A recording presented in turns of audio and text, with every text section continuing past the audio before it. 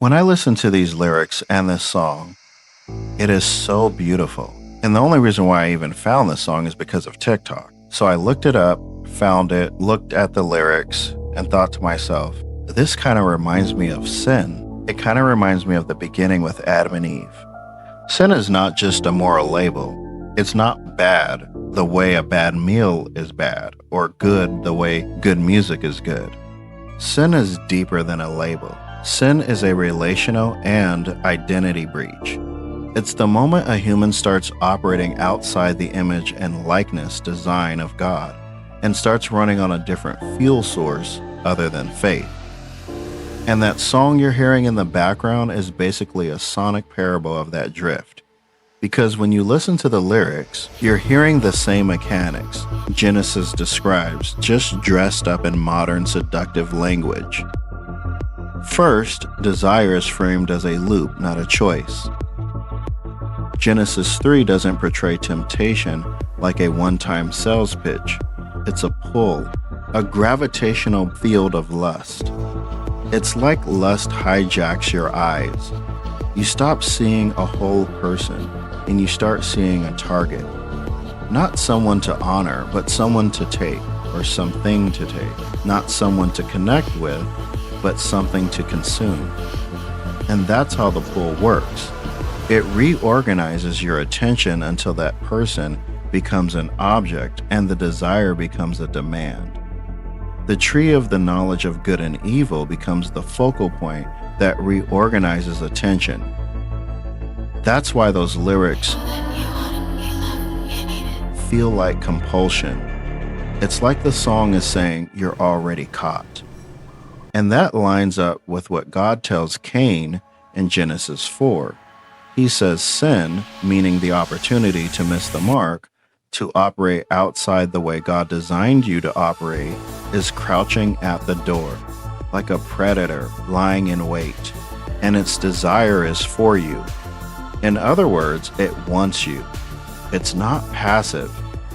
It's not neutral. There's a predatory, addictive component to it, and it can become cyclical. So you start feeling like, I can't stop. That's what happens when desire gets practiced. It becomes a groove. But Scripture doesn't deny the pull. It calls you to rule over it. Second, the song nails cause and effect.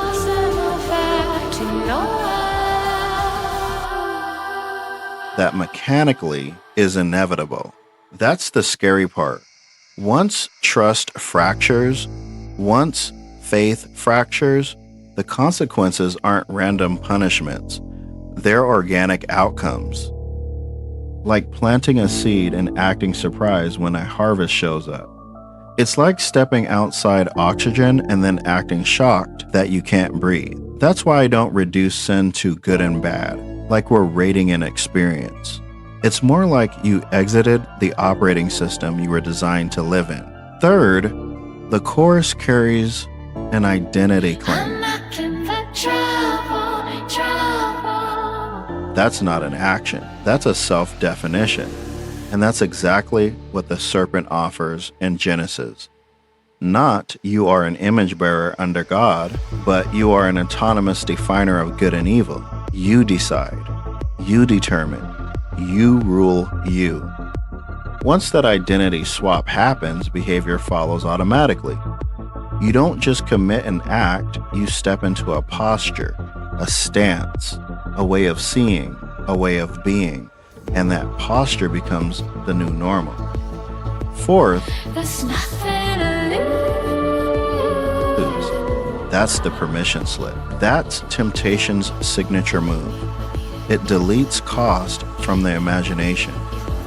In Eden, the lie isn't only you won't die, it's also this won't change you. But it did change them. The consequences showed up as shame, hiding, and rupture. Temptation always minimizes the identity cost. Impulse shrinks your timeline. You can't see tomorrow. You can only feel right now. Now, Romans 14 becomes a whole different lens, so to speak, because Paul says whatever is not of faith is sin. And if we define faith the way Hebrews defines it, it gets even sharper. Hebrews says faith is the assurance of things hoped for and the evidence of things not seen. That means faith is not just a thought. Faith is an inner certainty that produces obedience before you can prove it with your five senses. Faith is siding with what God said, even when what you see or feel is pulling you in another direction. So when the scripture says we walk by faith and not by sight, it's not saying we walk by positive vibes, it's saying we walk by the assurance, by the evidence that isn't visible yet, instead of walking by the eyes, the cravings, the ego, the flesh, the impulse.